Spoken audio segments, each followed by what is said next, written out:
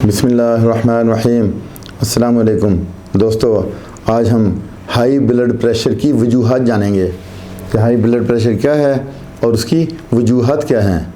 दोस्तों, ये तो हम समझते हैं कि खून की शरीयानों में खून की रफ्तार की वजह से, खून के दौड़ने की वजह से जो प्रेशर पड़ता है उसे हम ब्लड प्रेशर कहते हैं। या खून की जो शरीयानें हैं उनमें खून का जो प्रेशर दीवारों पे पड़ता है, खून आर्टरीज़ की दीवारों पे पड़ता है, उसे हम ब्लड प्रेशर कहते हैं। दिल से खून आर्टरीज़ के ज़रिए तमाम जिस्म में जाता है और फिर वेन के ज़रिए वापस दिल में आता है। नॉर्मल जो है वो ब्लड प्रेशर कितना होता है 120/80 mm mercury, millimetre mercury. Stage 1 का बीपी कितना है 139/89।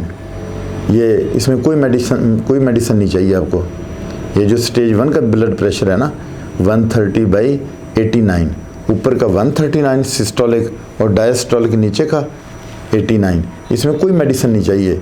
आप अपनी आदत को रद्द-बदल करके अपने औकात में तब्दीली लाने की वजह से इसको आप कंट्रोल कर सकते हैं ब्लड प्रेशर को।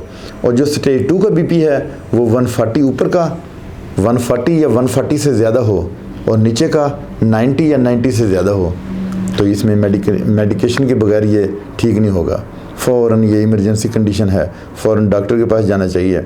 जो लोग मोटे हैं, वज़नी हैं, अभी मैं वजूहत बता रहा हूँ, जो लोग वज़नी हैं और ज़्यादा खाने के शौकीन हैं तो इन्हीं में ही ब्लड प्रेशर बढ़ता है। जो लोग नमक का ज़्यादा इस्तेमाल करते हैं, एक वजह यह भी है दोस्तों कि जो लोग हर चीज़ नमक के साथ खाते हैं, नमक के साथ लगा के खाते हैं, उनमें भी ब्लड प्रेशर ज़्यादा होता है। जो लोग सिगरेट नोशी करते हैं, गुटखे का इस्तेमाल करते हैं, उनमें भी ब्लड प्रेशर ज़्यादा होता है।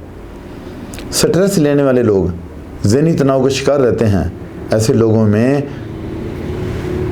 ब्लड प्रेशर ज़्यादा रहता है और इनमें डोपामिन की जो मिकदार है, जो लेवल है वो कम हो जाता है और कार्टिज़ोल हार्मोन का लेवल बढ़ जाता है, जो कि किसी तरह भी जिस्म के लिए ठीक नहीं है।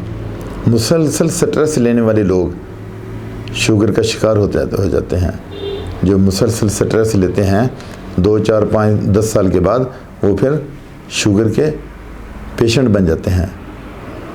सबसे पहले तो जो ब्लड प्रेशर है इसको हमें नॉर्मल रखना चाहिए। दोस्तों, ऐसे लोग भी हैं जिनमें विटामिन डी की कमी पाई जाती है, उनका भी बीपी हाई रहता है। और फिर ऐसे लोग जो चाय के ज़्यादा शौकीन हैं, दिन में 5-5, 8-8, 10-10 कप भी चाय पीते हैं, उनका बीपी भी ज़्यादा रहता है। गुर्दों में इन्फेक्शन होने की वजह से भी ब्लड प्रेशर बढ़ सकता है। वर्जिश ना करने की वजह से लोगों का ब्लड प्रेशर ज़्यादा रहता है।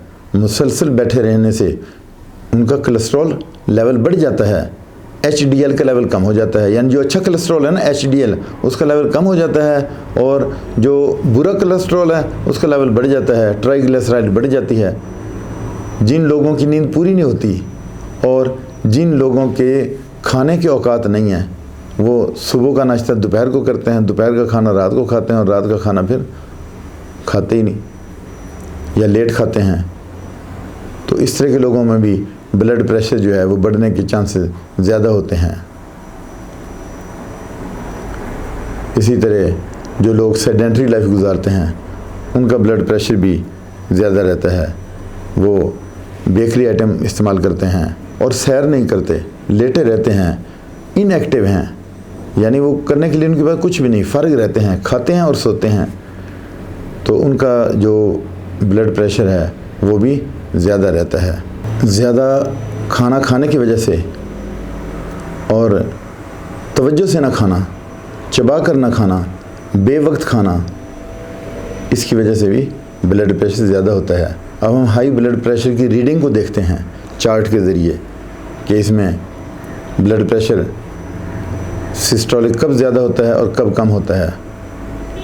दोस्तों, सिस्टोलिक अगर आपका 120 से कम है और डायस्टोलिक 80 से कम है तो इसका मतलब ये है कि आपका बीपी नॉर्मल है। और अगर आपका सिस्टोलिक बीपी जो ऊपर का ब्लड प्रेशर है 120 और 129 के दरमियान है और नीचे का 80 से कम है तो फिर आपका जो ब्लड प्रेशर वो एलिवेटेड है, यानी थोड़ा सा बढ़ा हुआ है।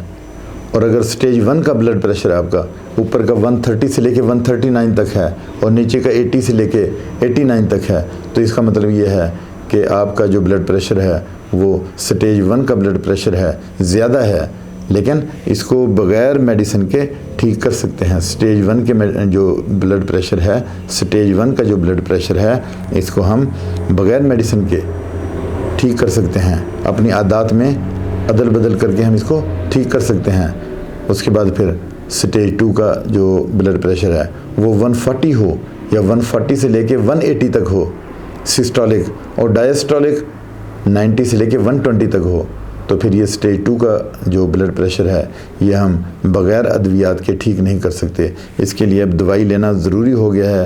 ये बड़ी क्रिटिकल कंडीशन है।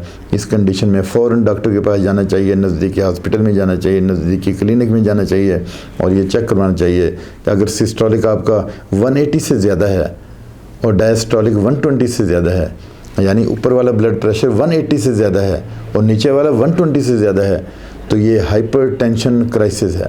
यानी अब ये आपको कुछ भी हो सकता है, पैरालाइज भी आप हो सकते हैं खुदा न खास्ता, और कोई ब्रेन भी फट सकती है और कोई फालिज भी पड़ सकता है, और खुदा न खास्ता ये जो है ना इसमें बहुत ज़्यादा नुकसान भी हो सकता है।